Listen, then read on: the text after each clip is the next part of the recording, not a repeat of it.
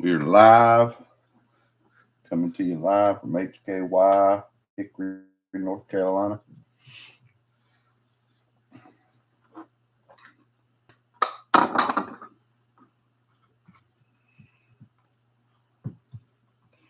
Is everybody ready for this? They live in the South, ready for this winter storm?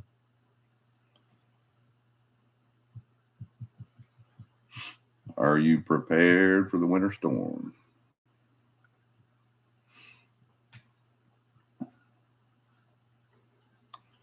Can everybody hear me okay? Boom, boom, boom, boom, boom, boom, boom.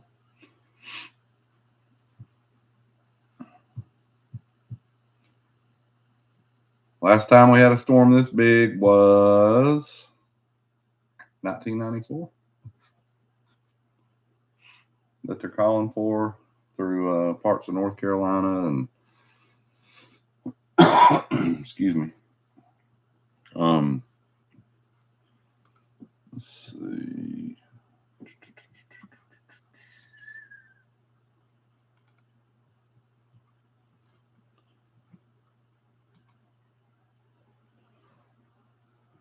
Come on in the house, everybody. Hope everybody had a good week. Work.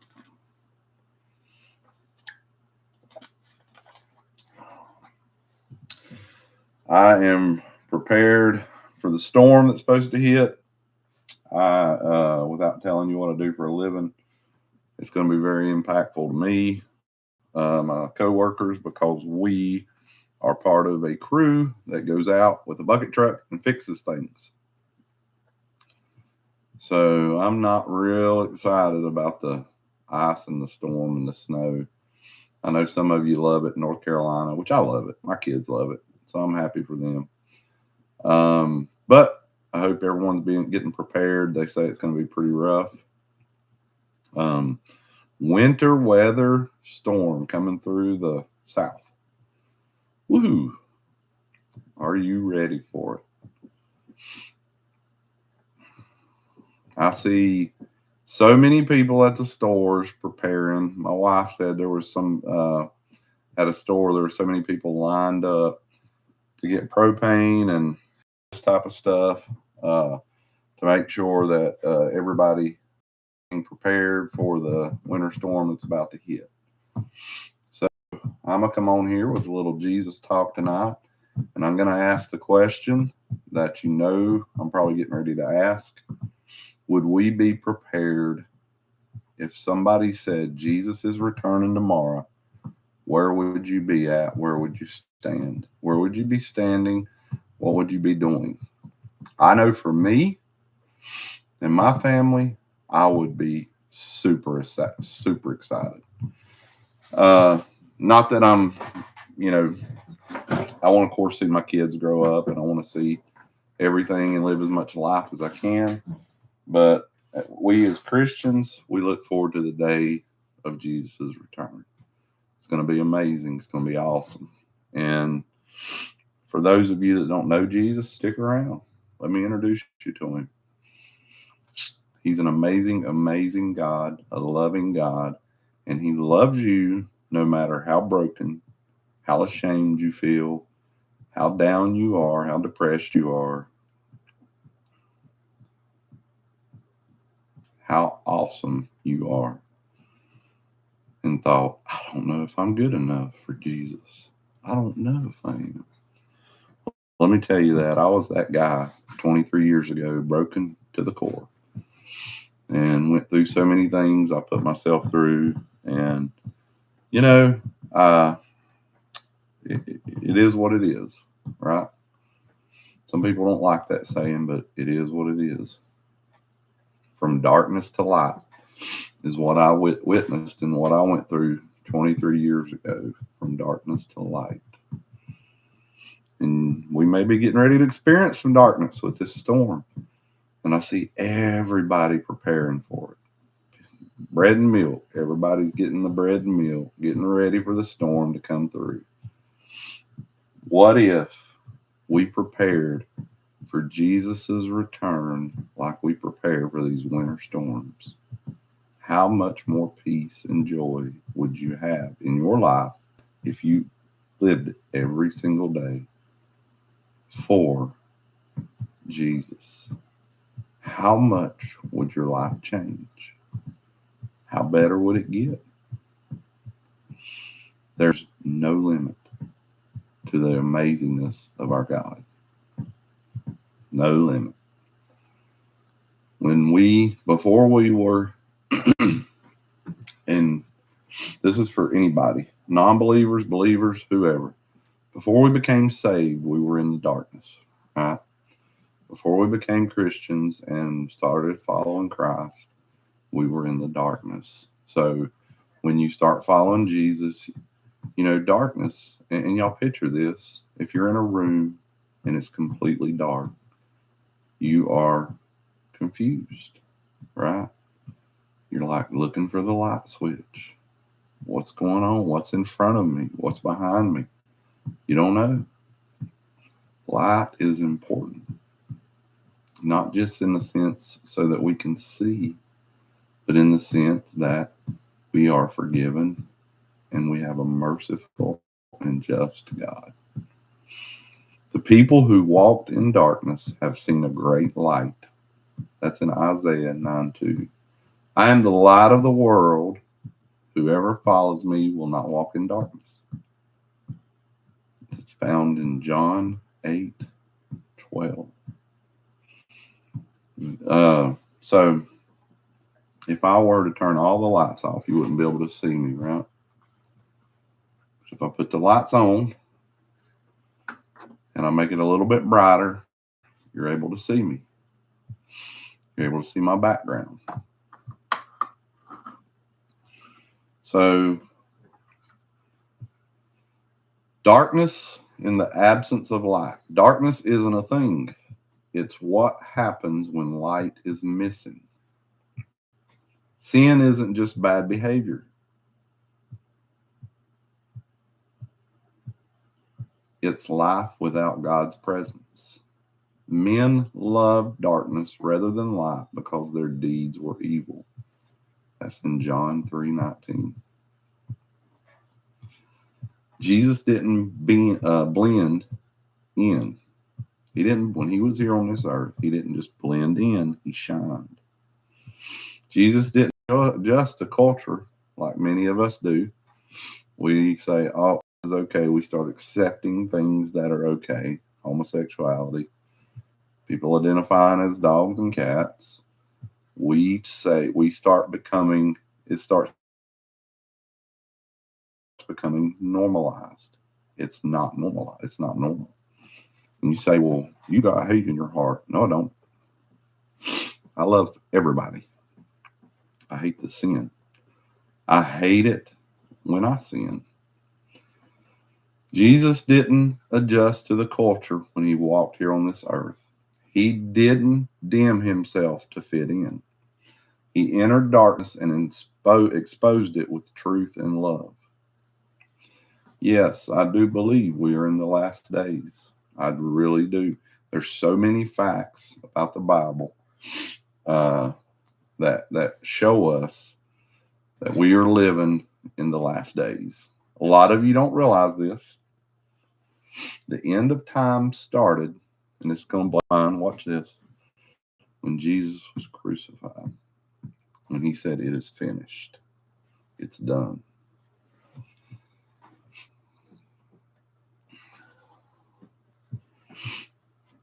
Light reveals, then it heals. Light shows dirt, but not shame on you. It shows truth, so healing can begin.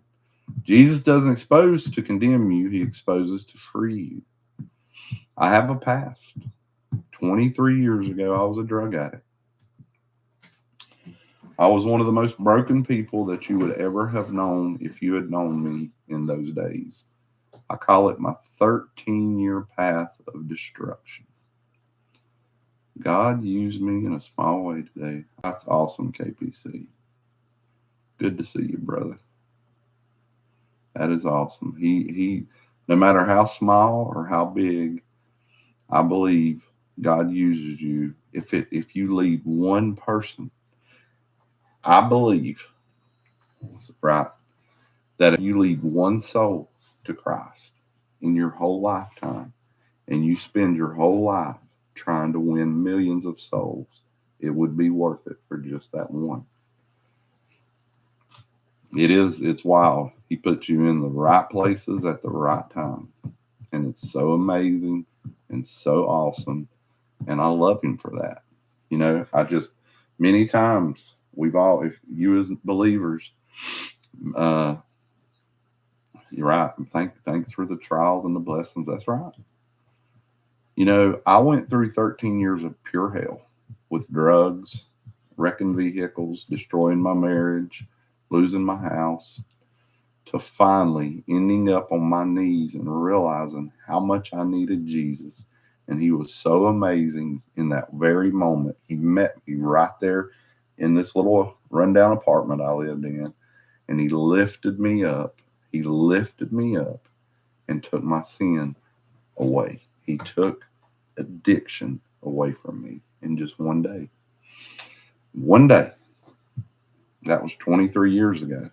I had a 4-year-old little girl who was about to grow up the same way I did as a child, in a broken, non-Christian home, where I witnessed my stepmom and my stepmom and my real mom on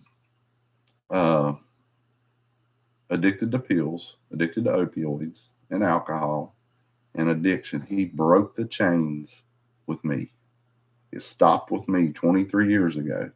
That 4-year-old little girl that I had in that very moment when I was still high, still going through all the trials and tribulations, is now a beautiful 24-year-old who is getting ready to become her mom herself. I met an amazing woman that I believe Jesus put in my life. We just celebrated 15-year anniversary. We have 2 other kids. They're still a work in progress, 11 and 12-year-old sons. And we have a beautiful family. And you know what's in the middle? The glue that holds us together is Jesus Christ. The first 25 years, I'm 48 years old, the first 25 years of my life, I lived it without him. The past 23 years, I've lived it with him. So I've got equal experience living in my life, living without Jesus. And I've had 23 years experience living with Jesus. I will tell you that it's been much more. It's been so amazing in the walk that I've had with him the past 23 years. He is awesome. He has. I lost my husband. I hate to hear. That's right. Well, I hate to hear that for you. I really do. That's a hard. I've lost many friends. My mother passed away in 2004 at the age of 44, and I figured I wouldn't be far behind her with the path that I was on at that time. But I fully surrendered my life to Jesus, and not only did he make me a godly dad, a good dad, he made me a godly dad. He broke the chains. I can tell you, I was a broken wreck mess. If anybody can get to where I've gotten in the past 23 years, who was arrested at one point in my life, who my heart stopped beating at one point in my life because I overdosed. Paramedics had to shock my heart. I wrecked 4 vehicles. This has all happened within a 13-year period. Wrecked 4 vehicles I should not have walked away from. And tried counseling, tried these AA meetings, tried everything I can. And it didn't stop. The chaos in my life didn't stop until I fully surrendered on my knees to Jesus Christ. And when I seen the reality of him take addiction away from me, meaning I no longer desired to get up and keep being an addict. I desired Jesus' heart. I became addicted to him. I became addicted to the Bible. And he did that for me in one night. One night. And if he can do that for me, God will meet you wherever you're at. Wherever you're at right now, whatever season of life that you're going through right now in your life, Jesus will meet you right there, no matter what, no matter where, no matter who's with you, no matter what you're going through. He'll meet you right there, knee deep in your sin, and he will pull you out. He will do that for you. How do you say, how do you know that? How do you know that? You don't know me. You don't know what shoes I've walked in. You don't know where I've been through or what I've gone through or where I've been or how ashamed I am of myself or how the devil keeps coming at me day after day after day, making me feel sorry for myself and making me feel like I'm not good enough for Jesus, like I'm not going to be ever amount to anything, like I'm going to just keep on the same path and nothing's going to change. It all changes, my friends, when you surrender to Jesus Christ. It all changes when you give it to him. When you give him your whole self, meaning deny yourself daily, pick up your cross, and you give yourself to Jesus, he will not only fix one broken piece of you at a time, but he'll eventually put you back together completely. He loves you that much, and he's chasing after you. If you're in here and you're a lost person, Jesus has you here for a reason. It tells me that God is working on your heart. God is working.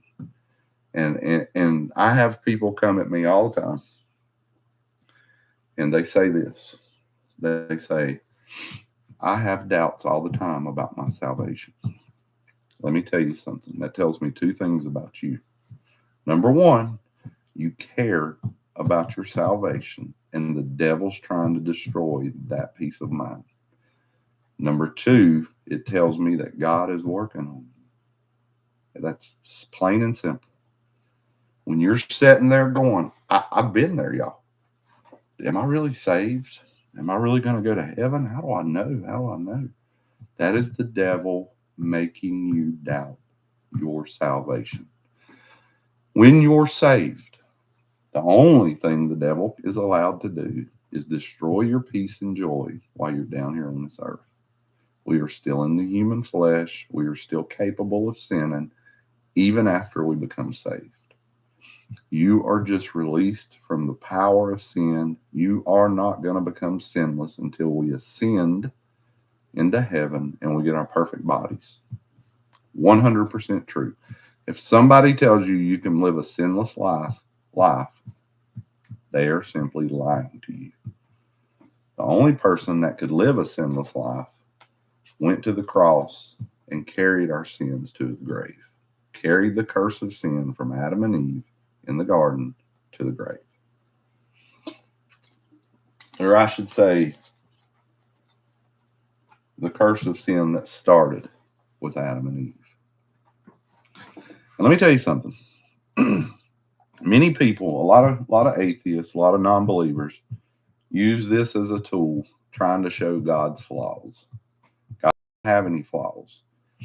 God, I want you to understand, before he ever created Adam and Eve, he had the cross in mind, right?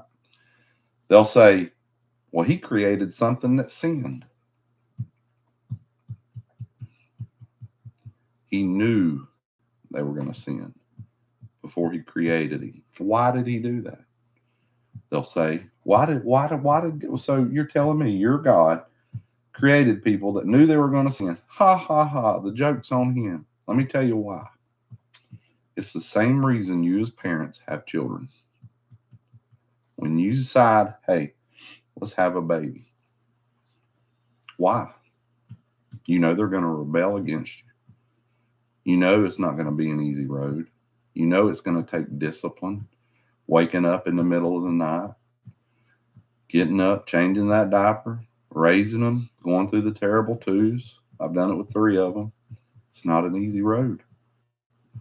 Why would we create them if it's not going to be easy? It's very simple.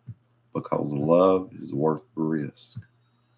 God created an image barrier of himself. He knew we were going to fall short.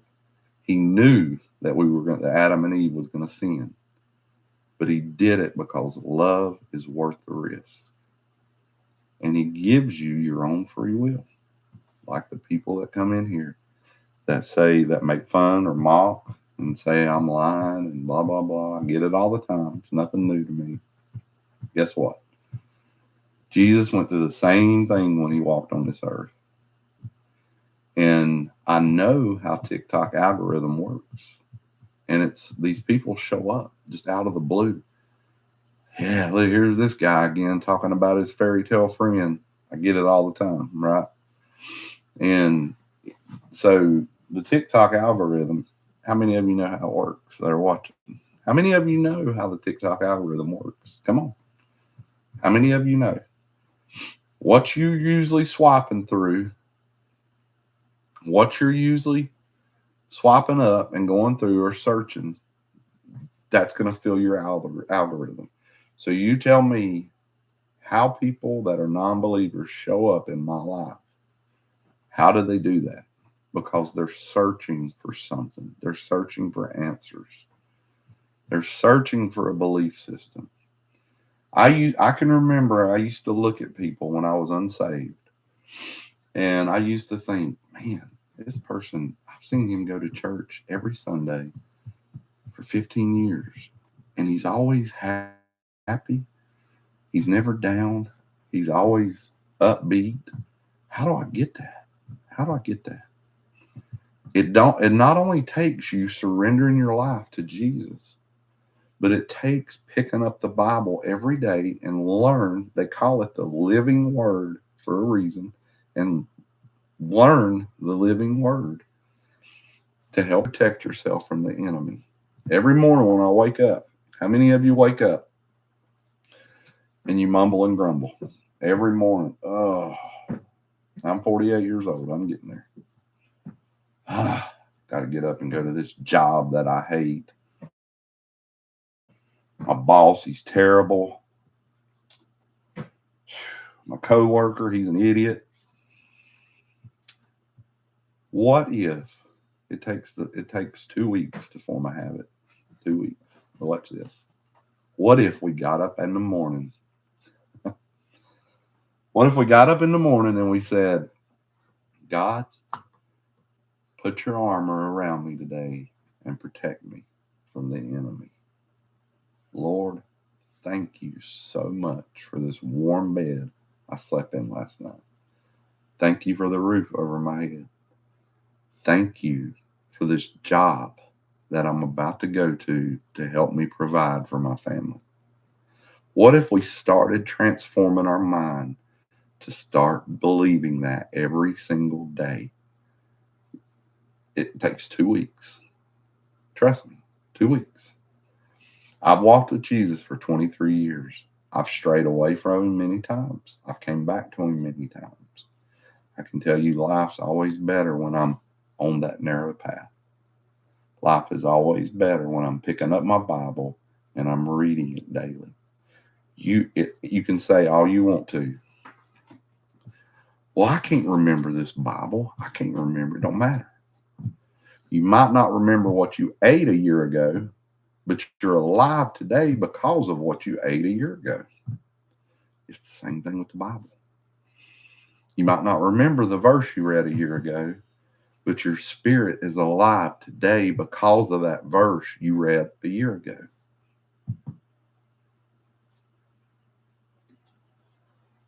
Pick up your cross daily, Jesus commands us, and deny yourself. I used to go to these churches. I've been to many churches, many searches, and I'm talking backwood churches. I've been to nothing wrong with them. But I've been to churches that God just wasn't there. The only thing that was there was a group of people bonded by their own sin who were judging you. The pastor took the Bible verses and would add their own rules to it, right? I've been to those type of churches. I go to a non-denominational church now, and they just preach the Bible. That's all I want. I want a body of believers who believe what the 66 books in the Bible says from cover to cover. Right? I want that in my life. I don't want to go in a church and people over here that are bonded by their own sin, the gossipers. Oh, look what he's wearing today. And you got the other people over here, the attendance checkers. He wasn't here last Sunday. Wonder what he was doing. I seen him at the grocery store. I know there wasn't nothing wrong with him. You got those people. That's not what Jesus is about, folks. Jesus is about love. He is a loving Father. He is a loving Father. For the people in the back, Jesus is a loving Father in our heaven. He does not care what you wear. He does not care whether you're addicted to drugs. He does not care what you look like, what you smell like, and how many other people are going to judge you when you walk up in the church and you look like you do, you smell like you do. He doesn't care. I want everybody in my lives, anytime I'm speaking to people on the other side of this screen, I don't want you to be ashamed to come in here. Bring all your addictions, bring all your fears, bring all your worries, bring all your sins, and come in here and let's just pray together and come to Jesus together. That's what it's about. It's not about attendance, wearing a suit and tie. How many days you missed in this church attendance. They used to post that up in these small little jars. We had this many people here. Wonder where the rest of them were. That's not what it's about. It's about forming a bonding relationship with your Father in heaven. It's about bonding a relationship with your Father in heaven. It's about keeping that relationship alive day after day after day after day. You might say, well, I ain't got time. Make time. You got time. I work 60 hours plus a week. I make time for Jesus every single day. That is the number one most important thing above my family, above everything in my life, is Jesus Christ. Why? Because that is the design that needs to be in everybody who follows Jesus' life. You need to put Jesus first. You and your family. It only takes one for the devil to get a hold of in your family. It only takes one of you. So you protect it. Men, as leaders in your house, you protect your family. What if the serpent, when he was talking to Eve in the Garden of Eden, trying to get her to sin, what if Adam would have stepped in front of her and said, no, you got to come through me to get to her? What if your child is sitting there watching that cartoon who is teaching that homosexuality is okay? They got the cartoons now that have two mommies, two daddies. And if you want to identify as cats and dogs, they got those on there too. What if you said, nope, this ain't going to be watched in my house? What if you did that as a father? You're not going to let that trash enter my mind's kids. You're not going to let that enter my home.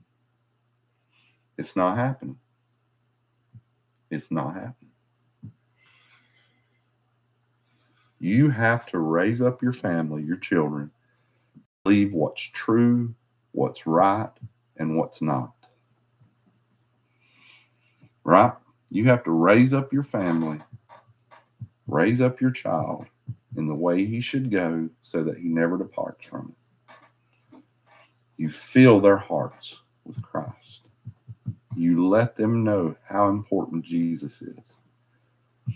I know some of you, I know for me, when I'd start doing this, I'd start praying with my family. It felt awkward. I'm like, I'm just not that guy. You know, I'm not the guy to sit down and have a Bible study with my family. I used to be that guy. Start out simple. Get one of these. Daily devotional. Get one of these, right? Sit down with your family in the living room. Try it. Takes 10 minutes. 10, 15 minutes a day. If you ain't got 10, 15 minutes to spare a day, then something's really wrong to give to God. You've got the time. Use it. Get up an extra 5 minutes early. It ain't going to kill you. Wake up. I believe that we are living in the end times.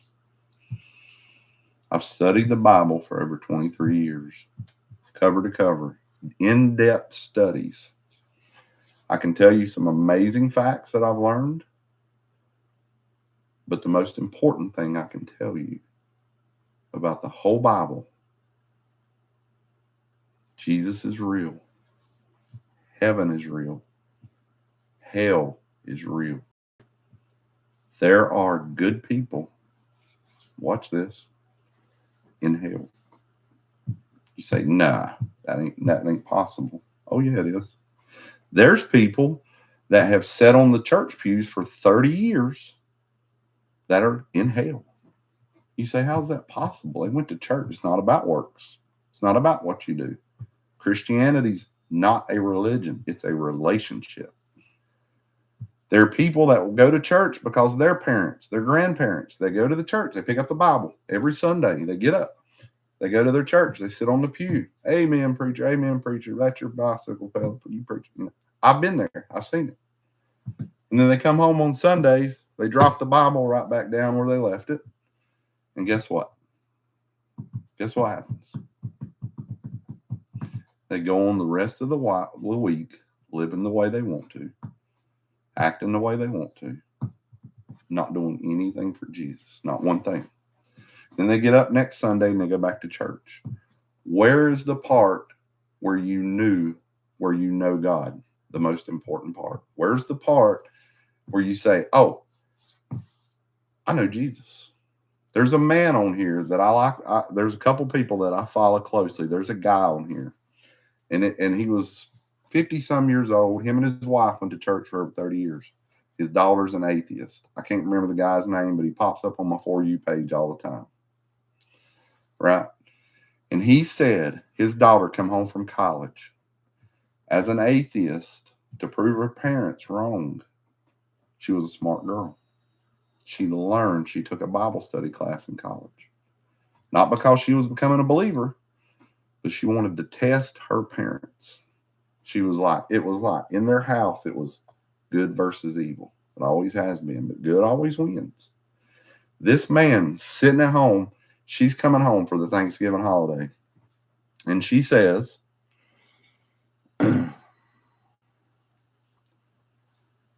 you say, Dad, that you're a Christian. Tell me what this Bible verse says. And he looked down and he was like, I don't know. This man been going to church for 30 years. All right, tell me what this Bible verse said. This is a little bit more easy, popular. You see where I'm going with this? And she kept on. She kept on. The man in that very moment, the reality that went through his mind and his heart is, I've been going to church for 30 years and I don't even know the Bible. That is true for a lot of us. That's true. I've been there. But now he made a change. I believe that was a God test, right? I believe he was a good man, right? Do I believe he had a relationship with the Father in heaven? I don't. Up until that point in his life, he says he didn't. He said, I never even bothered to talk to Jesus. I just thought I was doing good enough by getting up on Sundays and going to church and just sitting there and listening to the preacher and coming home. I was a good person. Everybody seen me going to church. Everybody knew, he's a good guy. But he didn't know Jesus. 24 years ago, I didn't know Jesus. I was lost. I was doing drugs, everything you can imagine. My childhood was a mess. Didn't grow up in a Christian home. Some people grow up in a Christian home. They don't have powerful testimonies.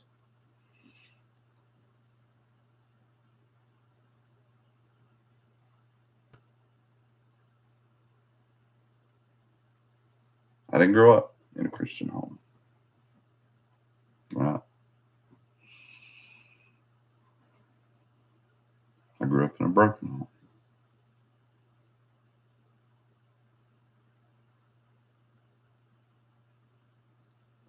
It's a relationship with Jesus is what you need every single day. Not just go to church on Sundays. Not just think I'm doing good enough.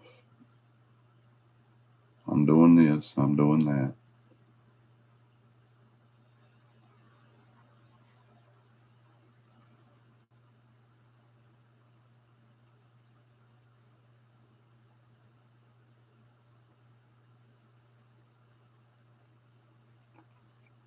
We don't become light, we reflect it. You don't generate the light, you reflect Christ. You are the light of the world, Matthew 5:14 tells us, because he lives in you. When you walk into a dark room, you don't yell at the darkness, you turn on the light. And Jesus is that light.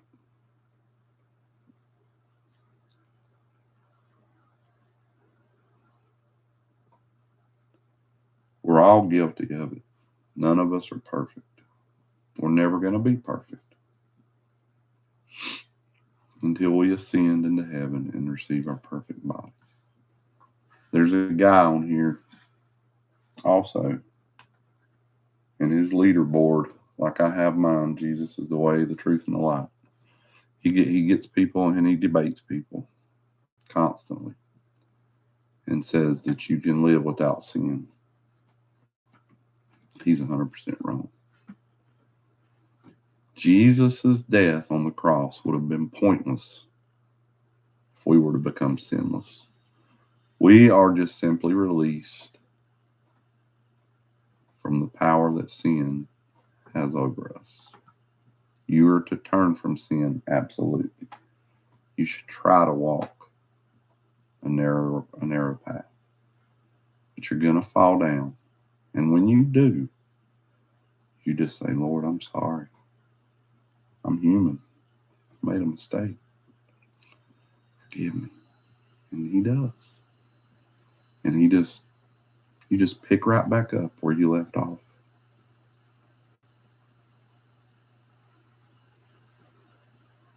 You just pick right back up where you left off.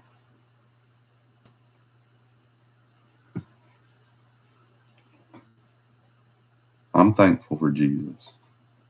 He's pulled me in this direction for a long time to get on here and give real testimony of what he's done for my life. I was a completely broken person. Completely broken person. And he pulled me out of it.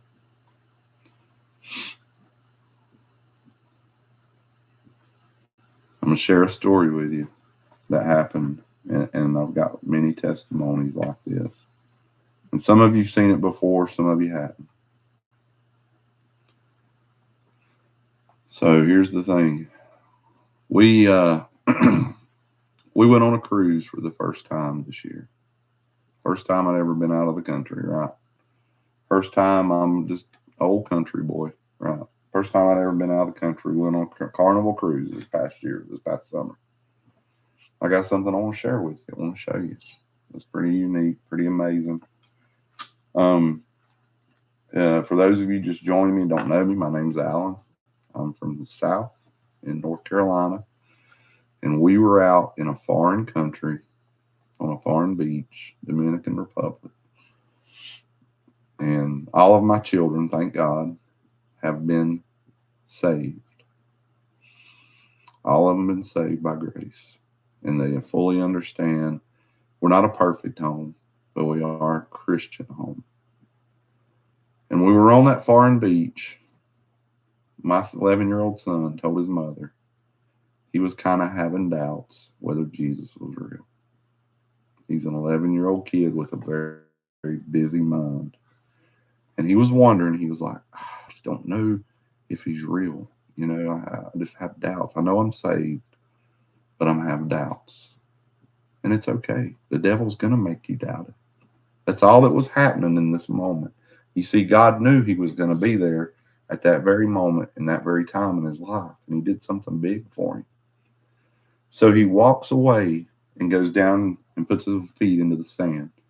And he's digging around with his feet into the sand. And he finds this. It's not anything expensive, but this was there. This is what he found. It has with a little Psalms verse on it. I can do all things through Christ who strengthened me. It's not $1 million chain, but it's priceless to him. He immediately picked this up. Come running back up there. It was a pivotal moment in his life. He come running back up there and he said, I was doubting Jesus, and look, he just showed up.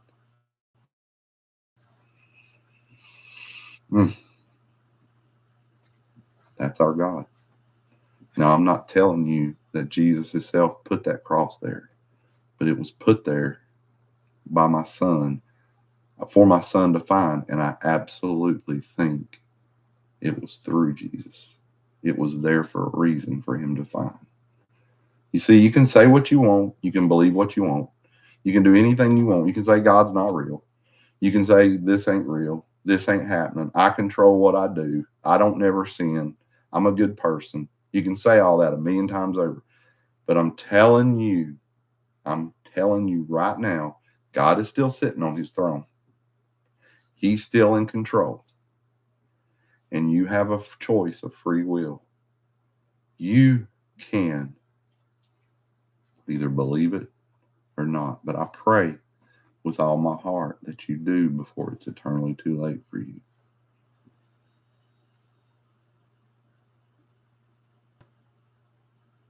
I hear from my Jesus on a daily basis, sometimes stronger than others. Somebody asked me, when's the last time you heard from Jesus?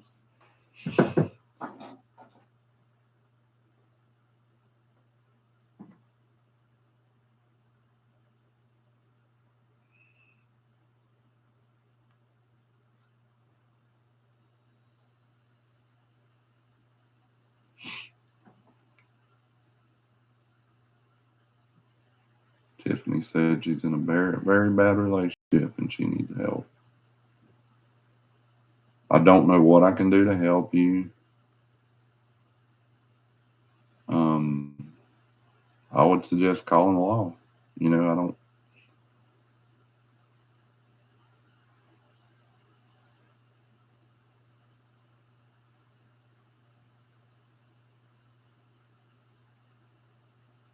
Yeah, we'll pray for you for sure.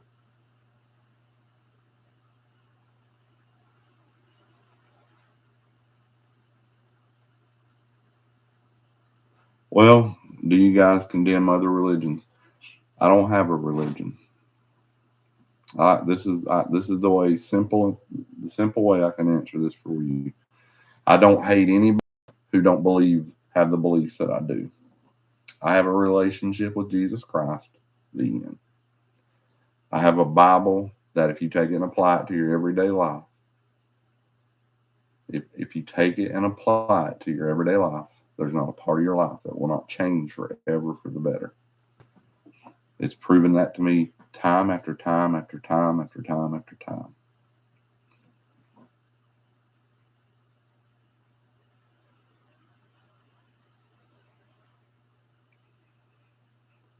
One God, one Jesus. That's it.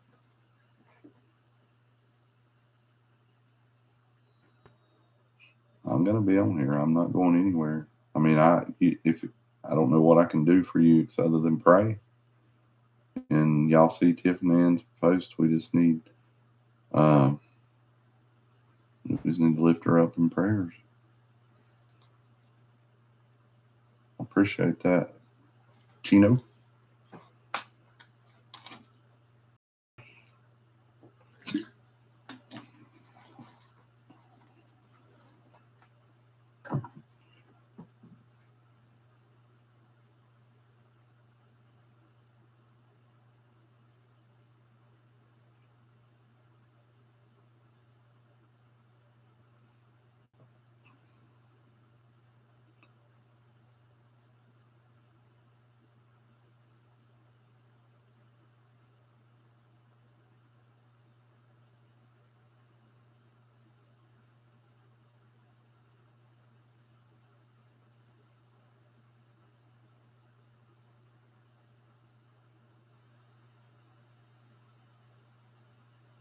Y'all thought my camera froze, didn't you? I was sitting there just quiet. I was just reading the comments.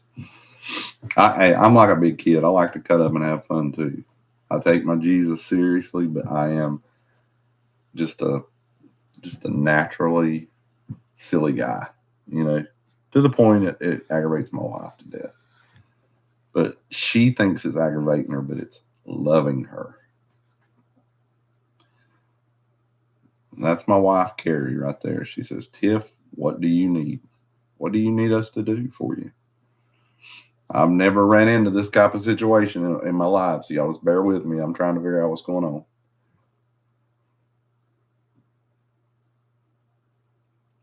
Then you need to get to a safe place if he's not in your house. You need to go to somewhere where he can't find you. I like the New Living Translation. I started out King James Version, and then I went to a New King James Version. I've highlighted and filled them all up with notes until I just keep getting them. But I just got this New Living Translation that I love.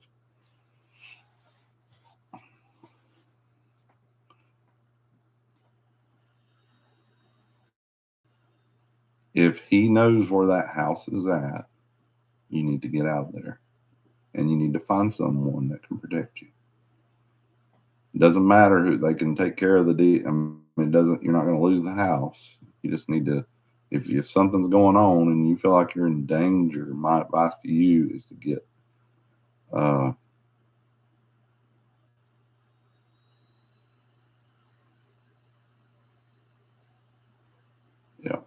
you need to be safe.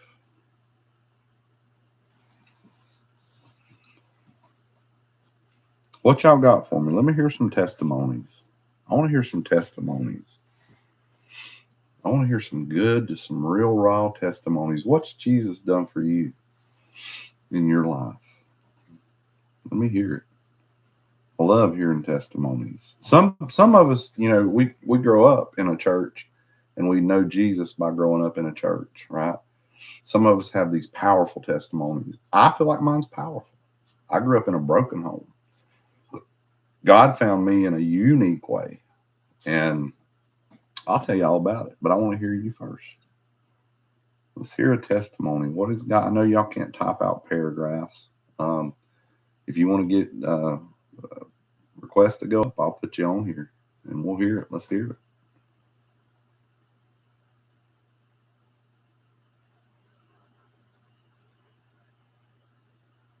Let's hear it. Who wants to come up and talk? Tell me a testimony.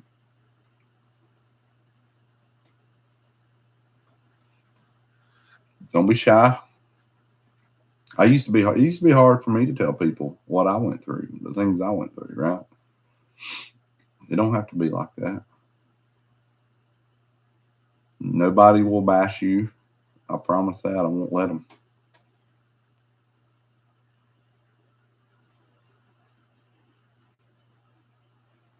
Went to oil field in 2019 for a first-degree felony and found God recently, still out here working. Amen. I'm so glad that you found amazing. That is amazing. Keep pursuing him. Keep reading his living word. Keep pursuing that.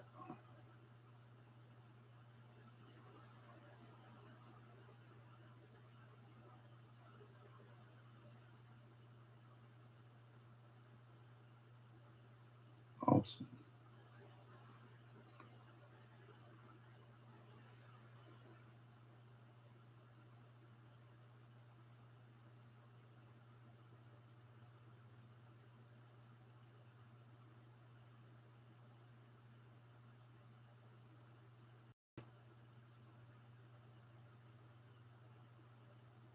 Come on in the house. Come on, join. I guess people must be out buying stuff. Is everybody preparing for the winter storm? I am not. My wife's taking care of it. I'm just a big silly kid who don't take things seriously. So I'm just like, I know how to hunt. I know how to do all the things. So if we become without power, I know that we're going to survive, right? And my wife, women have that mother instinct, and I don't blame her. She's trying to get everything ready, the gas cans filled up, the propane filled up, and I'm just over here. She gets mad at me, and she's on here right now. But I'm not. I really appreciate the uh, awesomeness of her. You know, we take our women for granted. Every time I go to this little things, right? When I was single, bachelor, living on my own, every time I would go to wash my hands in the bathroom, there was never any soap because there wasn't anybody there to put there before me. Now, for the past 15 years, every time, just little things, every time I go to the bathroom, I was thinking about this tonight. I know that I can push down on that little thing and soap's going to come out of it and I wash my hands. And I never had to put any kind of soap in there in the past 15 years uh, of my life. Right. So I'm thankful for her. I'm thankful for the wind. I'm thankful for the way my house smells. Every time I walk in, it smells wonderful. You know, um, the only thing that really gets on my nerves, since we're airing it out, right? Or had to do my own laundry. Thank you, wife. I hadn't had to do my own laundry. Praise Jesus. I hate doing clothes, right? She's done it for me for 15 years. But how many, right? How many guys you lay something down in this particular place and then boom, it's gone. And you're like, I knew where that was at. It was right there. I put it there. It's gone now. Well, I don't know. I don't know where it's at. I don't know. Why don't you put it where it goes? How many of you guys go through this, right? How many of you go through this, right? See, we can have fun. This is what I'm telling you. Everybody thinks, oh, being a Christian is boring. Nah, ain't never a boring time in our life. If you were a fly on the wall. So when I set a tool down as the master of my house, I'm just kidding. I expect it to be right there. I'm just kidding. Just kidding, why? But it's funny because my stuff gets missing all the time. And I'm like, where's this at? Carrie, do you remember where this is at? Nope. Like she's innocent in the whole thing. I know you put it somewhere because I know I put it here. All right? Now, I will say this. Women, we could not make it without you. We could not survive without you. And I wouldn't want to. Not one day. Not one day. I'm thankful for our women.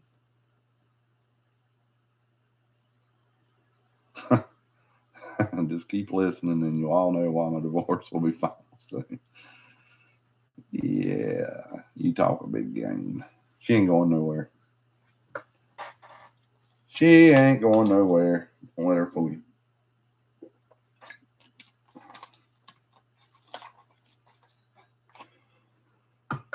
So I'm a big kid and I like cutting up, but I do. Hey, Chad, how are you, sir?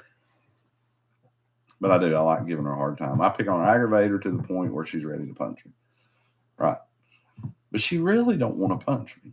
She just don't understand it. She's just like, I really like him aggravating. She's over in her mind. I know how she's thinking. I really like it when he aggravates me. I really like it when he aggravates me. She knows it. She just won't admit it. I'll be over there like, have my finger right here at her face. She'll say, quit touching me, right? I'll put my finger right here, close to her cheek, and I'll say, I'm not touching you, I'm not touching you, I'm not touching you. Just a fun way to cut up and have fun, you know. The sentence is never uttered. And she's over there going, ooh, it's the playtime. And it's funny because I work the job I do, right? Without telling what I do for a living, because I know companies don't like that. I drive a bucket truck for a living. I am in a bucket truck. So guess what my next few days are going to be like? It's going to be fun, right? We know about the winter storm that's coming. I'm going to be out there in it, working in it, in the ice, in the cold. Yeah, let me hear it. Bless his heart. Bless his heart. I need my heart blessed a few times. No, I'm thankful for a job, and I'm thankful to be a good service of the community and to help people. And that's what I'm thankful for, without saying what I do.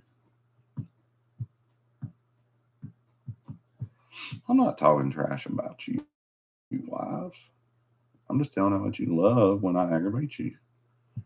You cannot deny it. Everybody's welcome in my life. Y'all, just like I said, I remember we don't hate on each other. We just here to love on each other and come to Jesus together. Everybody's welcome. Everybody's welcome.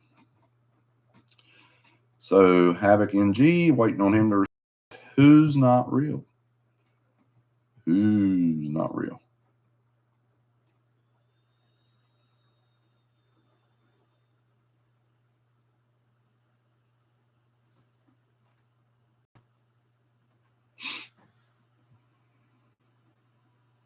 He's not going to answer.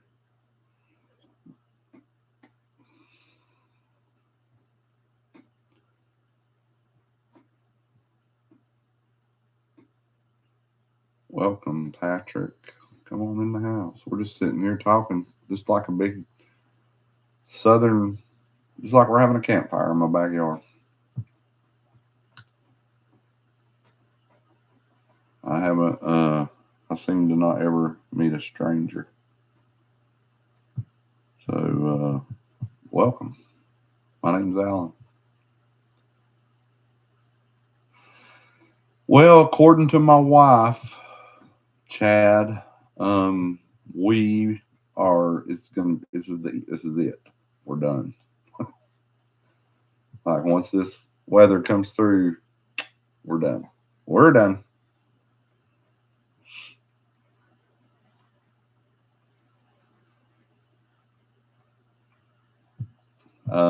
I think, wife, how much are we supposed to get again? This is a joke with me and her because she's all like, lots of ice between 50, between a half. Let me break that down for you. Between a half to 3/4 of an inch will likely cause power outages. The 0.50 and 0.75 is not 50 inches and 75 inches. It's half an inch to 3/4 of an inch. That's what it's saying, Chad, just ice. In 1993, we had we had something similar come around. A lot of people without power for a couple weeks. I think Hugo, I was alive. Anybody on here was alive that's in the South during Hurricane Hugo? I remember that was even before. I think I was like maybe 10. So this was probably in 1988, 89. And I slept through the whole thing. But we were without power for 2 solid weeks then.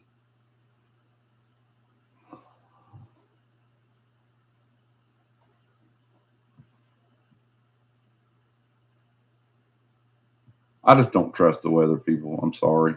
I really don't. My grandmother, she could predict the weather better than any weatherman in the world. She would sit on her front porch and she would watch animals, if you will. And she'd say, hey, maybe a beautiful sunny day. And she'd be like, there's going to be rain tonight. There's going to be thunderstorms. And I was like,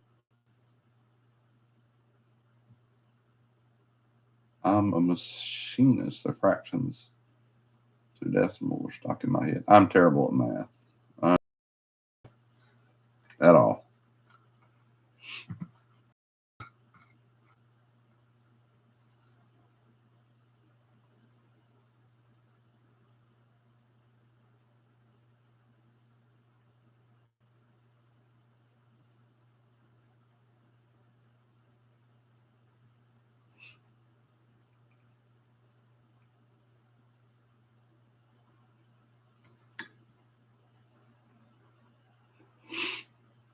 We could tell a change in the weather's coming because the deer was out all. Yeah. Yep.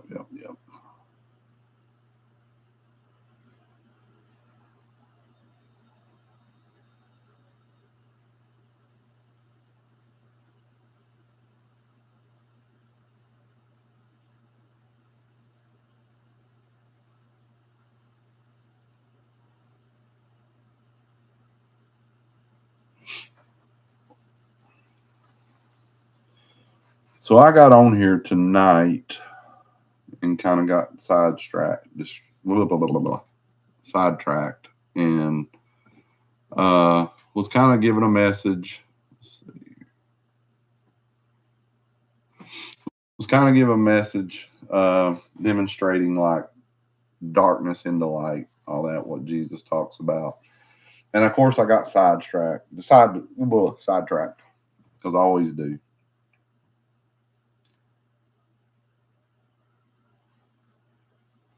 Um,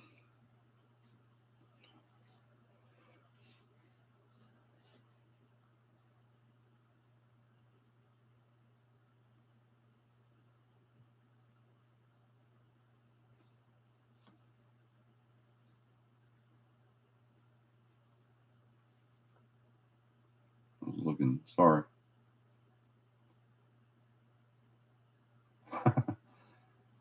Are you talking junk about me? Because I'm looking at something, I ain't paying you attention right now. If you are, it's fine. We'll have to talk about it later on. I'm the man of my house. So I got on here to talk about lightness versus darkness and all that, what the Bible says about it. And so just want to say a couple things because I was raised by a contractor and he drilled me how to read it. Yeah, so I was raised by a contractor as well, a house builder, and I have to still say when I'm out here, I can build stuff. I built the building I'm sitting in, right? I built an awning or built a deck, an awning over it, a little bar-like area where we can cook and stuff. And out there at a above ground pool we have, and I have to, yeah, 2 lines past the half. That's my measuring technique. Okay, it's okay. It's all right. I haven't learned to read a ruler. I'm 48 years old, but I can still, it doesn't keep me from building stuff because whether you read it 3/4, 5/8, 5/16, 10/16, whatever all that mess is. So here's the deal: when I'm out here measuring stuff, and so when I'm out here measuring stuff, Chad, this is me. So just like this little desk I built to do these lives on, I built it. It's just a little little wooden desk that it's a corner shaped desk with a lot of junk on it. I built it. And the way I build, yeah, I know they have digital tape measures. So the way I built this is I take my ruler, and if it goes 2 lines past 12 inches and 3/4, that's how I measure it, right? Oh, I need to cut it 12 inches and 2 past the line 3/4 mark. that's how I do it. My wife makes fun of me, but hey, I'm still able to do it, right? The outcome's the same, the quality's the same. Still able to do it. So, we all got to get there, right? And this is why we can't build things together. No, the reason we can't build things together is because my wife has a my way or no highway option like her father does, right? So you do it my way, or there's no highway option. I'm just not helping my sweet wife, right? Sweet wife, right? So she kind of has that mentality, the right way, the Williams way. I love my in-laws. I love my wife. I'm just picking. I'm just teasing with her. She knows it. Praise be to the Tooth Fairy, says Batman. Batman has showed up here, and I pray. What you don't know, Batman, is I prayed for you to come into my life and learn about Jesus. Stick around, dude. You will learn something right now because you came in at the right moment. I was getting ready to do a kind of a little mini teaching on darkness and light, what the Bible says, right? So stick around, Batman. You will learn something, my friend. And who knows, you might learn how to fully surrender your life to Jesus and turn to Him and call on Him, right?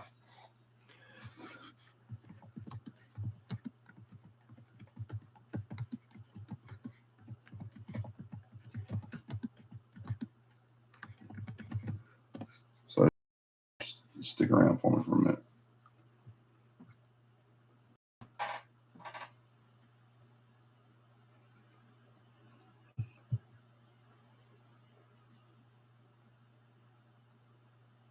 when we stand before Jesus, will you measure right or be the one with whose little more? That's a very good point.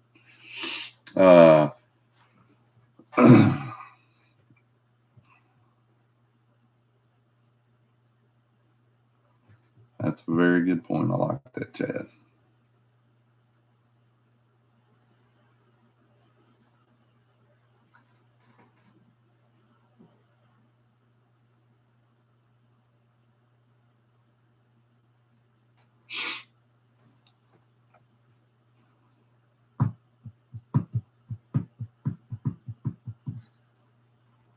How many of y'all know about the Dead Sea Scrolls that they have actually found? Have y'all heard that? Anybody watch the Mosaic Church on the Angel Channel?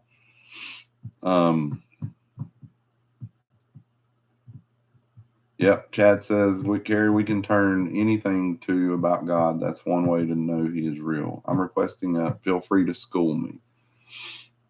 So,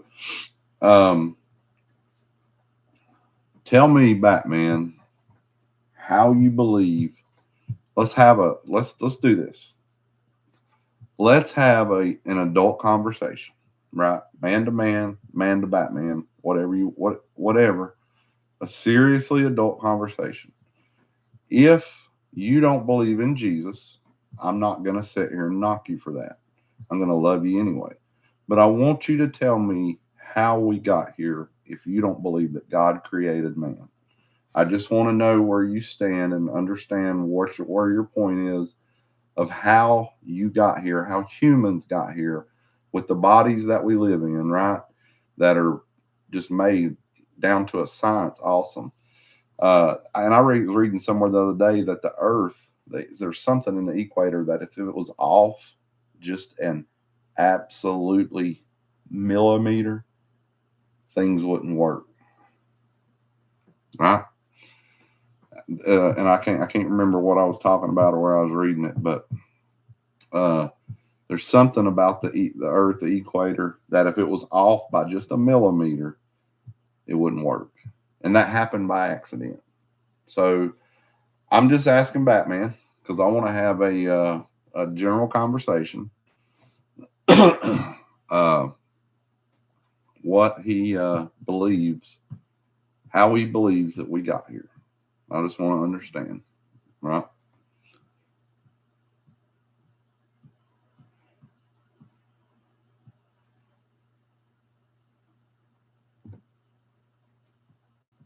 He's not going to respond.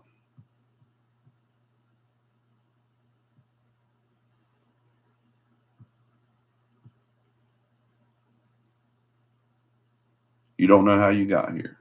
Well, what do you believe, JM? What do you believe in your heart? I mean, what do you believe? I like it. What do you believe? Where do you believe that we come from? If you believe there's no Jesus, no God, where do you think we come from?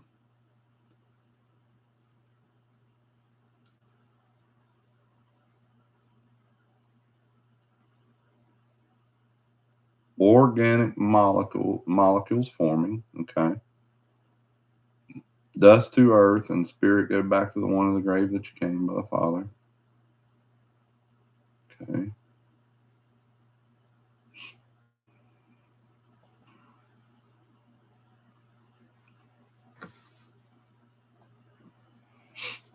How did we get here?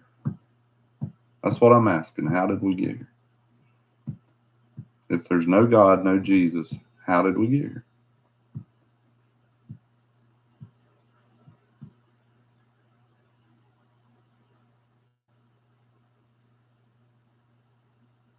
You just told me. What did you just tell me? I missed it. Tell me again. You said molecules.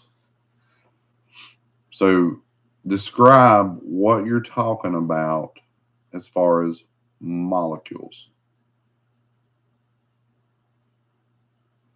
Gradual step-by-step processing involving simple organic molecules forming. So you think that? So you're saying that you're saying evolution is your belief that we evolved from something, or we were just or some molecules washed up on the beach and a human formed?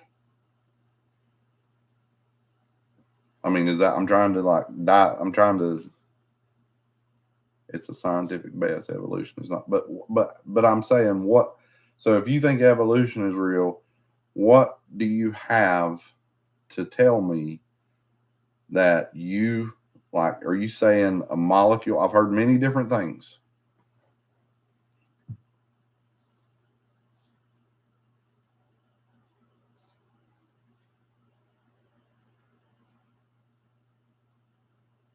We don't know is more honest than you lying knowing it was your Jesus. Okay.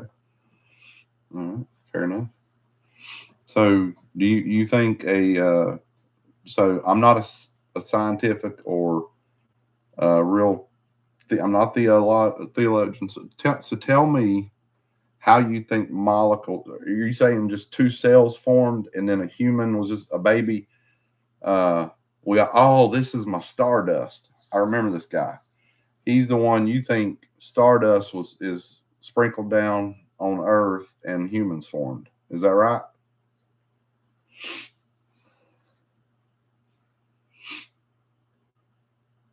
I remember you now. I was using you in a story the other day. You were the one that said Stardust sprinkled down from from space, and humans were formed from Stardust. Correct?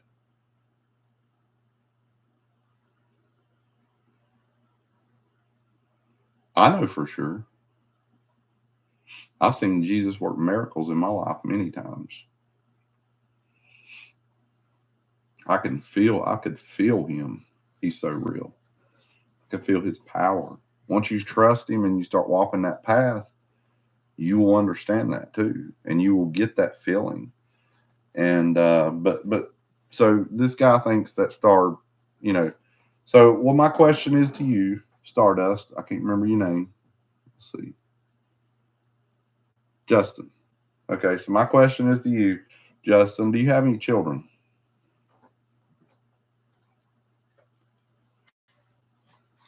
Do you have any children?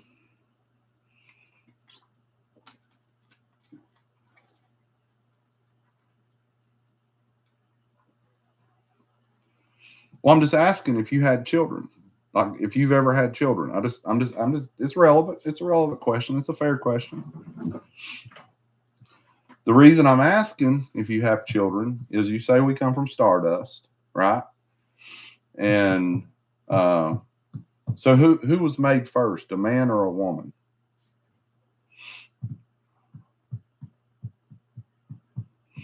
I'm really just honestly trying to understand. I'm not trying to prove anything.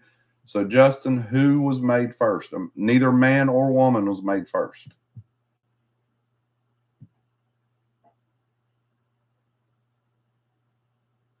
So, let me just ask this question to skip a few other questions. Did you come from Stardust? Did your mom and dad walk out and find you in the yard? And I'm not being funny. I'm just really trying to understand your way of thinking.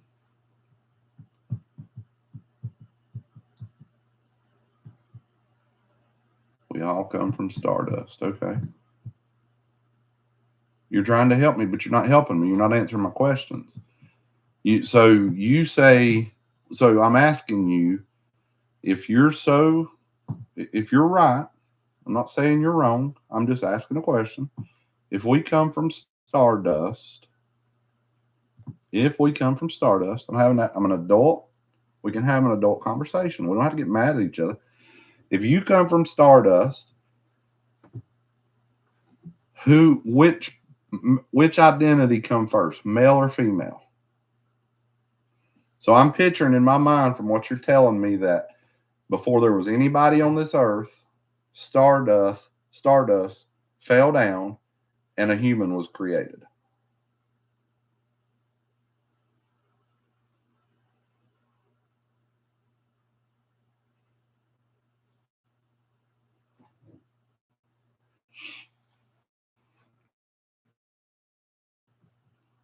So you're not in my question, so I'm going to move on.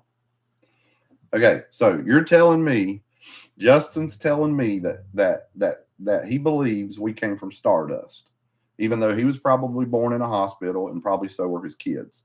So you want to believe that more than a 2,000-year-old story that remains true to this day, a book with 66 books, multiple authors, written over a 1,500-year period across 3 continents in 3 different languages, all centered around Jesus Christ. And the stories didn't change. Even when they found the Dead Sea Scrolls just recently, the Dead Sea Scrolls that they just found recently are almost identical to what our 66 book Bible says today. You're telling me you would rather believe and have faith that we come from a molecule, right, than a book that's centered around a man who walked this earth over 2,000 years ago, that has stayed true, that governments tried to burn, that they tried to get rid of it. Governments have tried to ban it. Many governments are still trying to ban it. We're one president away from the United States trying to ban it, right? You're telling me that all that's just a fairy tale. That's just a fairy tale.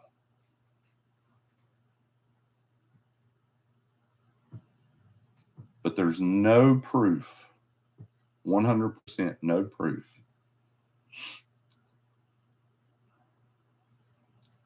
Let me tell you something. I used to be the guy sitting on the other side of this screen with the most ridiculous theories about how we got here, just like you were. I understand that people are lost, but I'm also understand the first 25 years of my life. And I want you to stick around, Justin, and listen to this. 48 years old. I don't know how old you are, but I'm going to tell you a story, one of the most fascinating stories about myself. I'm going to put myself out there, and I'm going to give you a real raw story of a man that was so broken, I couldn't even hold my head up. I was so ashamed, I couldn't even hold my head up. I grew up in a broken home where I was not built up. I was put down. I witnessed my mother high on pills every day of my life. I witnessed my stepmother the same way, literally drooling. And they didn't cook for me. They didn't take care of me like a mother's supposed to of her children. My dad, he's a good man. He's still alive. He worked. His addiction was money. He was gone. And I was left there with these drug addicts. So let me tell you what happened to me, friend. And I want you to listen, and you look into my eyes, and I'm going to tell you this story. And you can call me a liar all you want to. I don't care. But I'm still going to tell it to you, and I want you to hear me out. I was 15 years old. My mother's sister, who has been one of my safe places to go when I grew up, because I didn't grow up in a normally functioning home, nor did I grow up in a Christian home. I had been to church a handful of times before I reached the age of 15. I'd heard about God, didn't know if I believed it. Let me tell you my story. It's going to take about 15 minutes. So if you got 15 minutes, I would love for you to listen to this powerful testimony about my personal stuff that I'm putting out here before you. This is a personal testament of how Jesus changed my life forever. And if you'll listen and look and see the truth in my eyes, I think you might just understand. Nope, I'm moving on. Listen to me. We had a grand Walmart opening in Hickory, North Carolina, 33 years ago. I was 15 years old. 15 years old. My aunt, the aunt that I loved, come and pick me up from basketball practice that Saturday with her husband, my uncle, who've been amazing people and amazing role models in my life, even in the middle of the chaotic house I grew up in. So we're headed to the grand opening of Walmart. This is the South. This was a big deal, right? We got a Walmart. Woohoo. All right. So they picked me up from basketball practice. And it was a Saturday. I remember it being a little bit of a warm day. And we get into the Walmart and we're looking around and we hear a name paged over the intercom. My aunt's name was Lisa. And it said, Lisa, and her last name, you have a phone call at the front. And we looked at each other and like, did they just? So we start moving to the front. And again, as we're walking up there, they paged her again. And we make it up to the front counter. She picks up the phone. Our cousin, Tracy, who was living with her at the time, living with Lisa because she had a big fight with my Aunt Lisa's sister. This is just some Southern drama. We love Tracy. Tracy was an amazing person to be around. She was real. She was awesome. And she was living with my Aunt Lisa at the time. And we got a terrible phone call that she had been in a car wreck in that Walmart that day and that she had passed. She was 6 years older than me. I was 15. She was 21. First time in my life that I've ever dealt with death. The very first time. And it broke my heart. I didn't know how to act or react. I was 15. I was a hard-hearted kid. I would not let myself cry in front of anybody. So as we're walking, my aunt just collapses. She's just overwhelmed with emotions that she can't even stand up. So we help her up. One arm around me, one arm around my Uncle Alan. His name's Alan also. And we make our way out of this crowded Walmart up to the top of the parking lot to our cars. Out of the corner of my eye, a man and a woman who were also there visiting the Walmart. Watch this. I seen him walking toward us out of the corner of my eye. He come up. He knew. He seen my aunt was visibly shaking. He reached out and put his hand on her and he said, honey, I don't know what you're going through, but I am a pastor. May I pray for you? Let me tell you what that did to this 15-year-old boy. It lit a fire in me. The hair on the back of my neck stood up, and there was no longer a question in my mind or in my heart, is God real? It was, oh my gosh, this is God working. So the pastor prayed for us. We get in my car, my aunt's car. She drops me off at my dad's house. I go up to my room. I get my Bible and I lay it out on my bed. Right? Good. I lay a couple pictures of my cousin Tracy out on my bed and I begin to cry because I couldn't hold it in anymore. I was by myself. I felt safe to cry. But at the same time, something amazing happened. I said, I know God's real now. I know that God's real. And I knew people had told me for many, many times that I'd been to church a couple times, not many, but a couple. And I knew people had tried to witness to me and they said, all you have to do is believe that Jesus is your Lord and Savior and ask him into your heart. So I did that very thing right there on my knees with my Bible open. Now watch this. I was not surrounded by a group of Christian people. Right?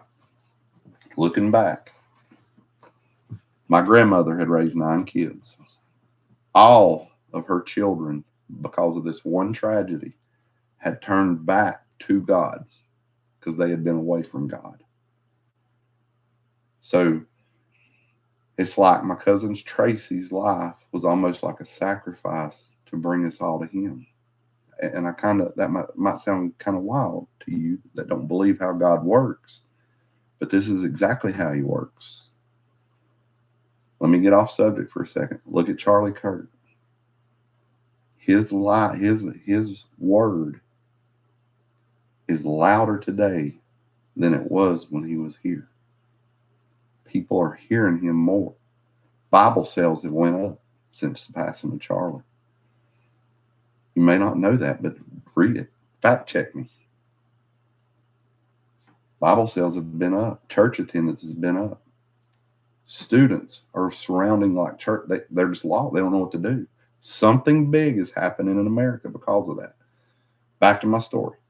So I trust Jesus that day with my heart. I felt like I got saved that day, but I did not grow. Let me tell you what happened to me. When you start trusting Jesus, I wasn't prepared. The devil come at me full force. I started hanging around with the wrong crowd. I started doing the drugs, doing the drinking, doing all the things that the devil, because I know that I gave my heart to Jesus that day. And being so young and not knowing how God worked and how he, not just being just a dumb kid, if you will, not understanding the full power of God at the time. I'd never picked up a Bible. I'd never read a verse. I'd heard about John 3:16. I'd heard how you become saved. Right? So here's the deal. When I started off on this journey when I was 15, I look back and many people reached out over that time period in those 13 years. I call it my 13-year path of destruction. Many people reached out. Alan, you need to come to church with me, man. You need to come to church. We're having a revival. I look back and I had that so many times, and I was just like, I got to go off the phone. Hear it. I didn't want to hear it.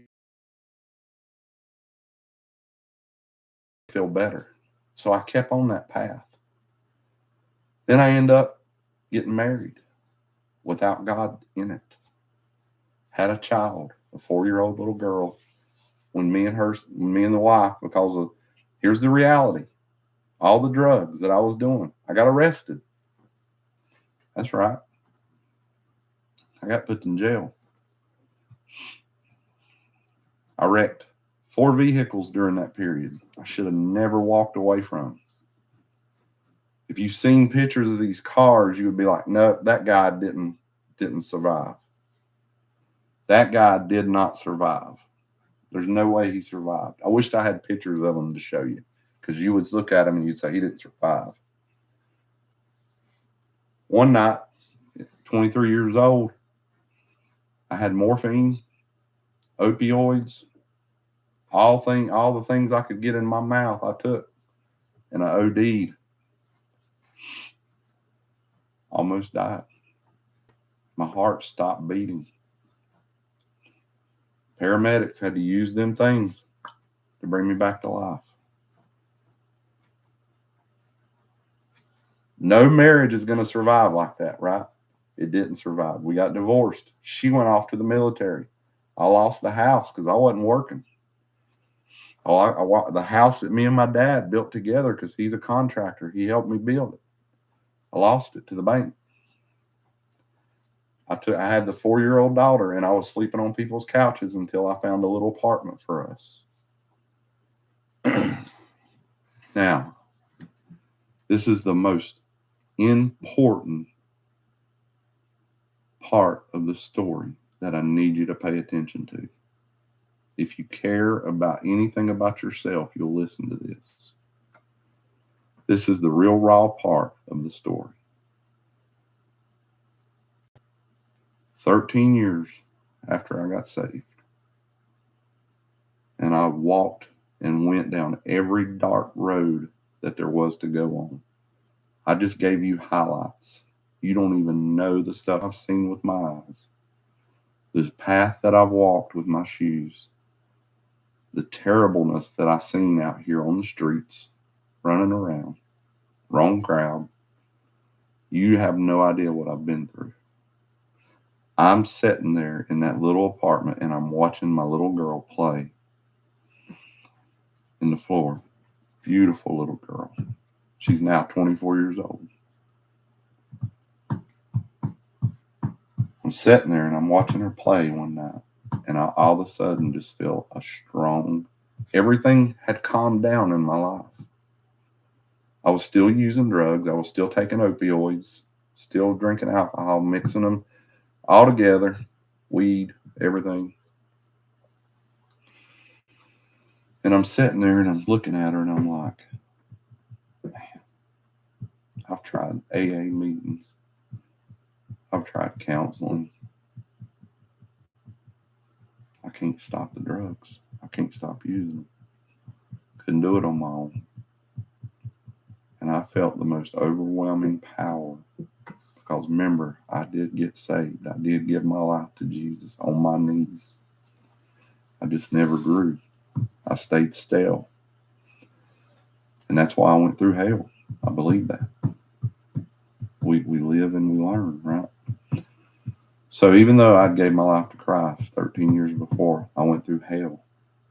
I believe he allowed me to go through that so that I could sit here in front of you today and tell you exactly what I'm about to tell you. I'm sitting here and I'm looking at my daughter, my beautiful little girl with her curly hairs, and I'm watching her play on the floor.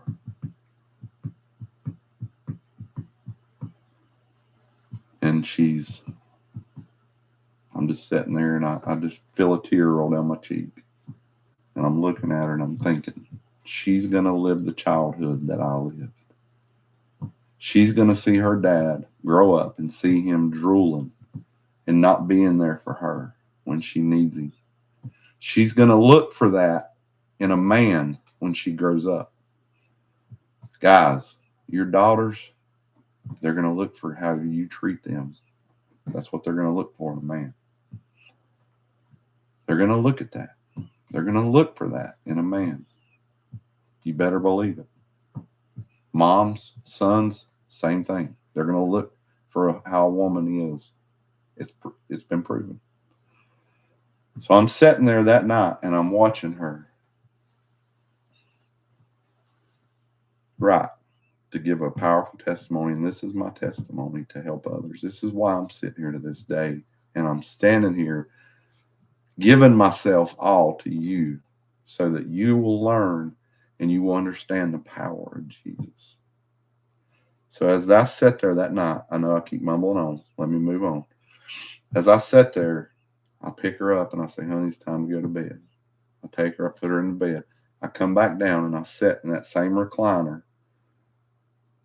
where I watched her playing just a few minutes ago. And she didn't take her long to fall asleep.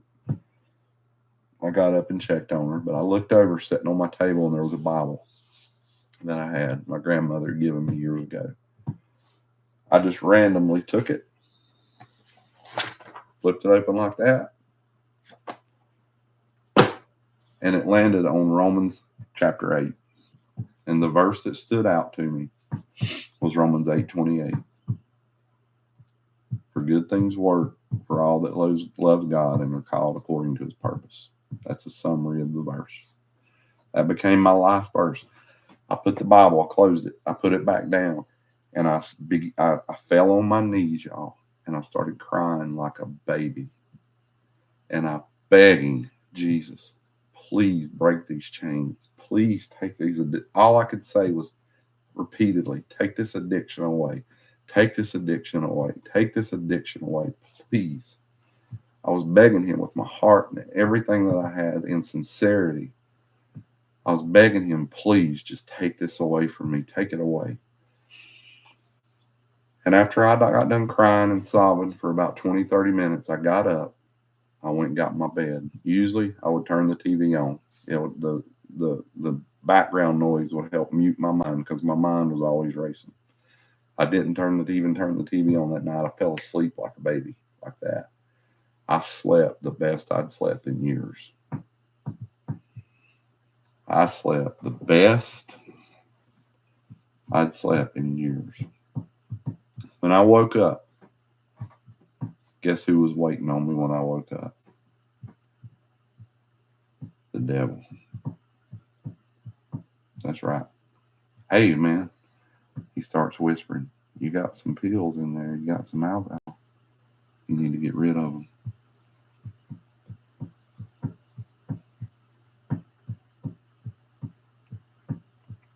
So what did I do? Everybody sitting here that never heard this before, what did he do? I absolutely went and I took the pills and drank the alcohol. Now watch what happens.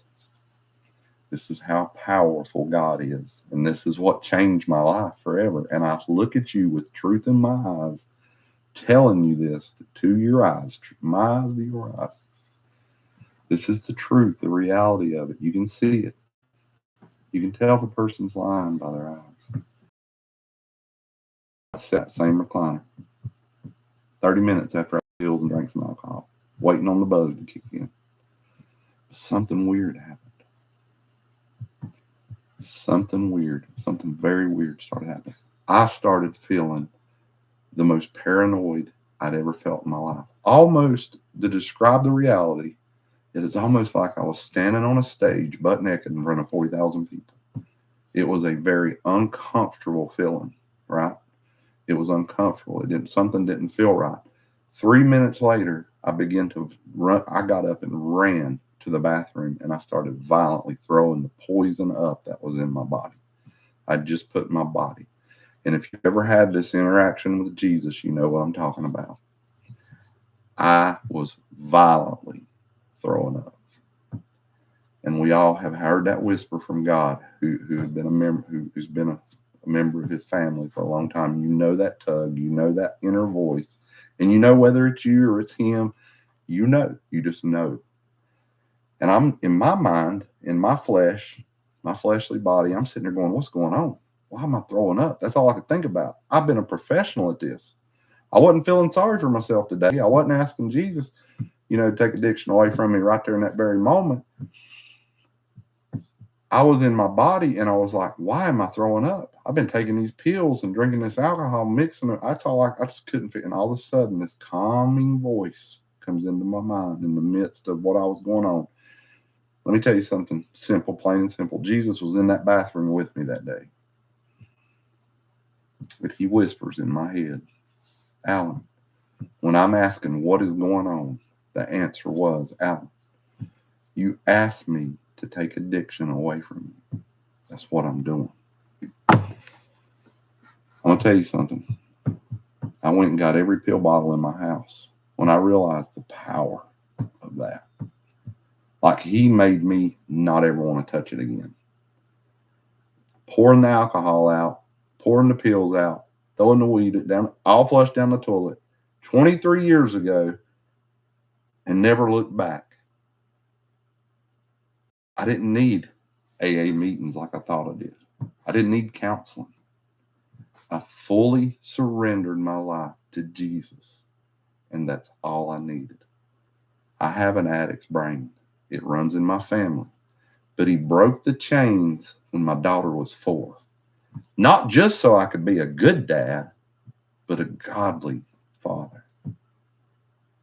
And then he started putting pieces of me back together, piece by piece. I started reading the Bible every day. People always ask me, didn't you go through withdrawals? Absolutely. How did you handle it with the Bible? When I started feeling anxious and I needed some pills and I needed some alcohol, I started feeling anxious. I'd get the Bible and just start reading it. My mind would calm down. I'd fall asleep. And then life kept going. And I kept getting closer to him. And he put pieces of my life together one bit at a time. He prepared me for my future. He sent the most amazing woman. I cut up about my wife. And she even doubts sometimes because you know how us guys are. We're not good at showing our emotions, which I know she doubts. I know most women doubt, but I love her more than anything in this world besides Jesus. She is the most precious gift that God has given me. She's the partner that I needed to stay strong. She come from a Christian family. But when I met her, she was going through some stuff on her own, right? So we met each other when we needed each other the most.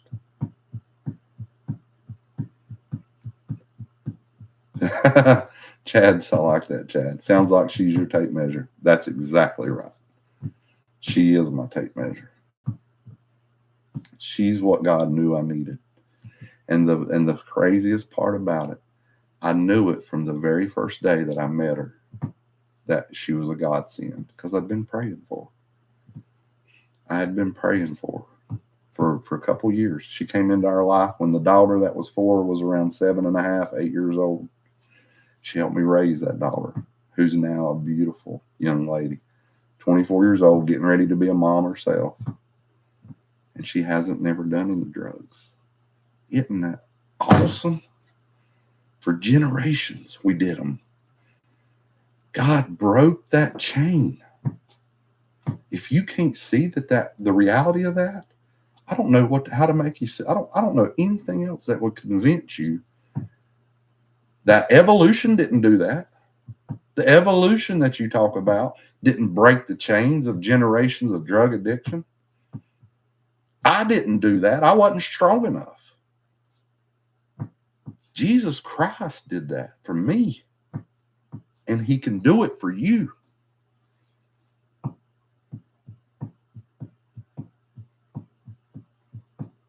He did it for me.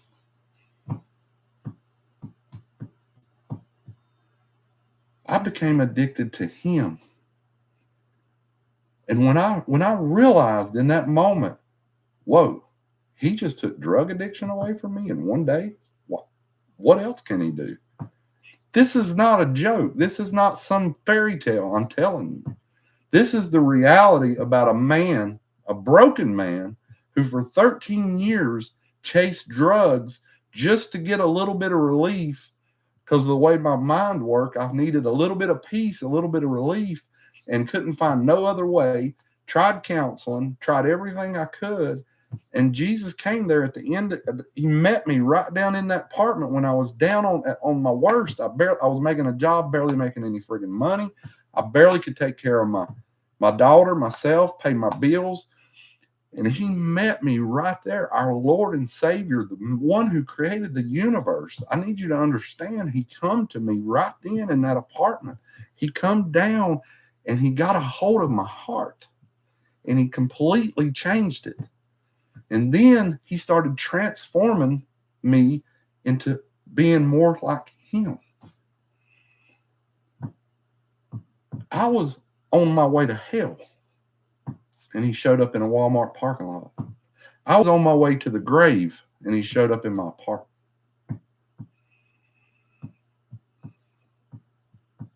Evolution don't do that.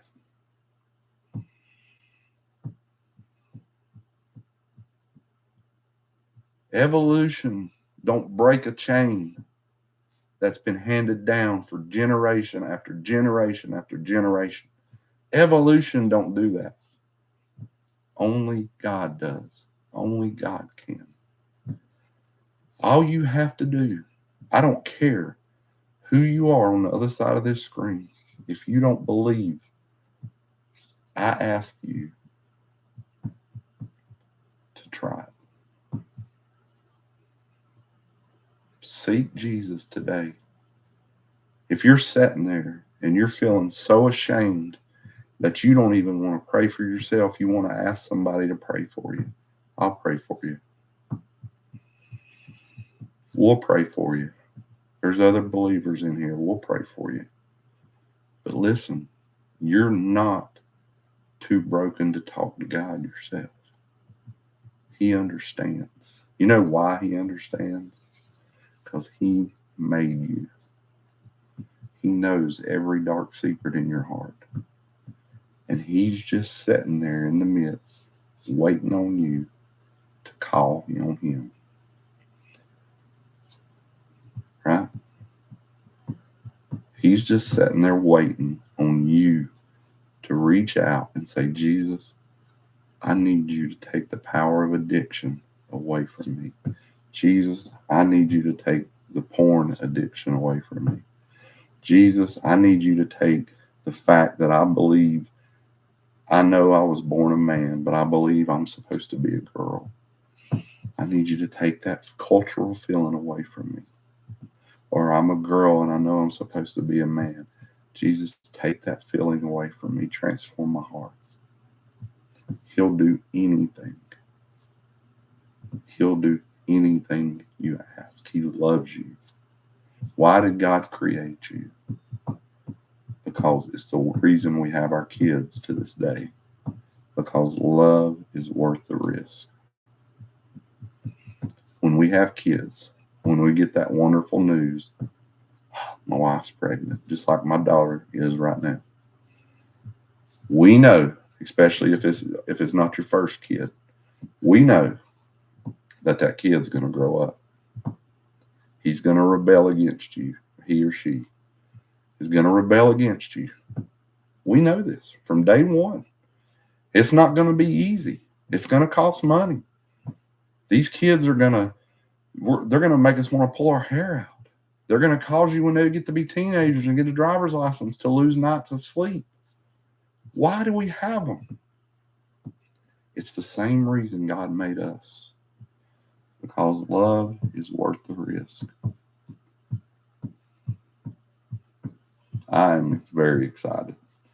And you're not going to believe what my name is going to be. Because I said, we had this conversation 2 years ago, and I don't even know where it come from or who. I think I might have come up with it. Carrie, you'll have to help me. My grandkids are going to call me Popsicle. That's just what, because I'm like 48 years old. I might have. And then, so my daughter, she got a kick out of this the other day. You'll like this, Chad. She got a kick out of this the other day. So she doesn't even know the gender, even though the results are back in. And I've been livid about it. Not really, but just jokingly livid. I want to know the gender. So she's doing one of those gender reveal parties. She doesn't even know the gender. So her bridesmaid, who's putting the gender party reveal party together on January 31st, is when I get to find out. My grandbaby's being held hostage. And she got a really big kick out of this the other day. She texted me in a message. She said, "Happy birthday, love you," or something like that. I said, the only thing I want for my birthday is to know what my grand sickle is. I said grand sickle, because I'm going to be Popsicle. And she died. Her and her husband both started dying laughing. But we're going to find out January 31st. She doesn't even know. She gave the password to her bridesmaid that gives the evidence on it, or that reveals the gender, so she can put the gender reveal party together. So the bridesmaid, knows what my grandbaby's going to be. And I don't really care either way. It's going to be spoiled rotten either way. I pray that it's healthy, no matter what. And even if it's not, we're still going to love it, right? But I just look back, y'all, telling this story, and it just reminds me once again. Okay, so you're right. I just turned 48 on last Tuesday, Chad. When's your birthday?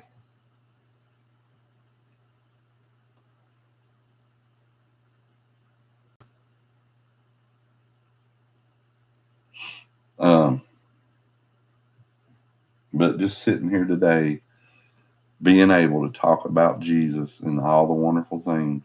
February 22nd. Okay, so we're a month apart. I got a cousin that's a month. We're 11 months apart, but her birthday is I think February 15th. So for 1 month, me and her are the same age, but she's still older than me. And I give her crap about that.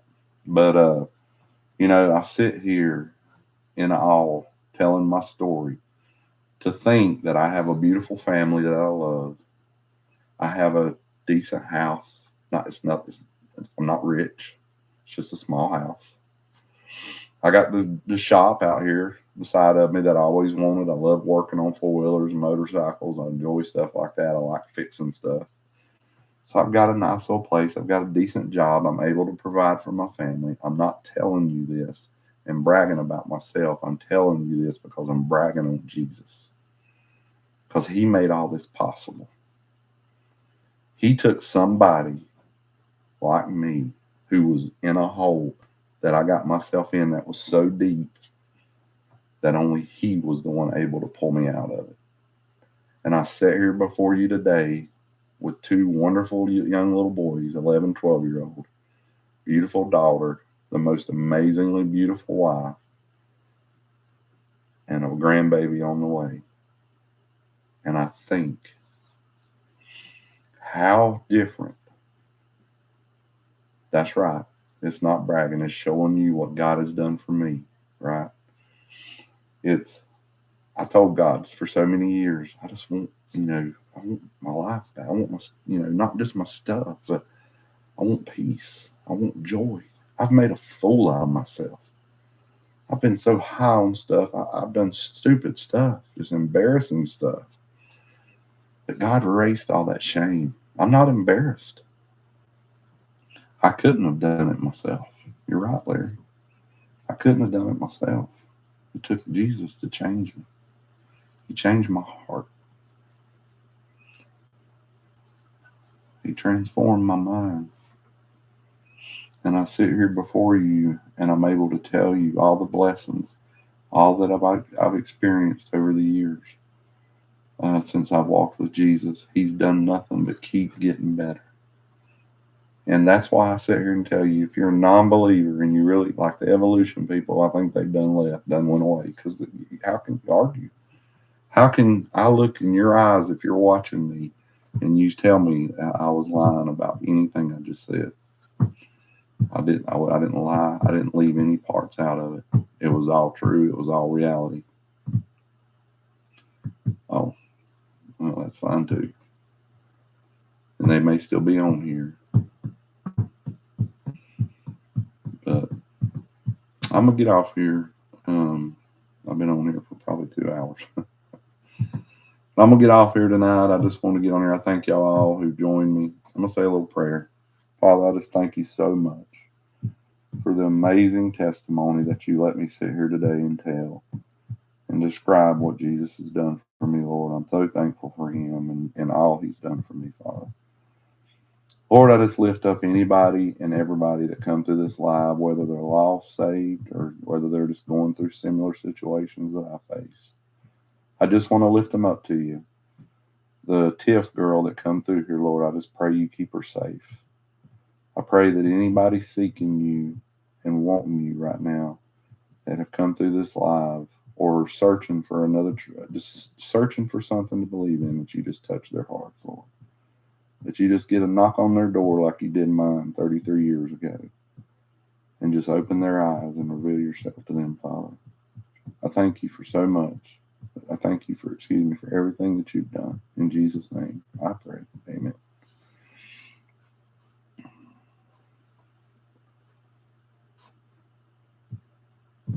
That's right.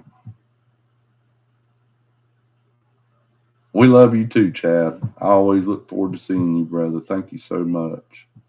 I'm glad we found each other. It's good to find people that believe in Jesus.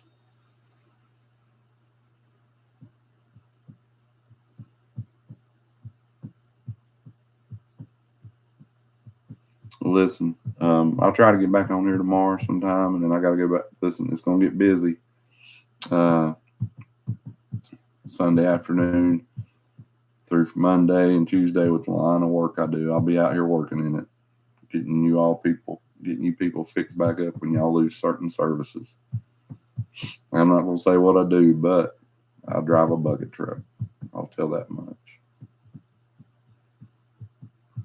All right. Y'all be safe out here.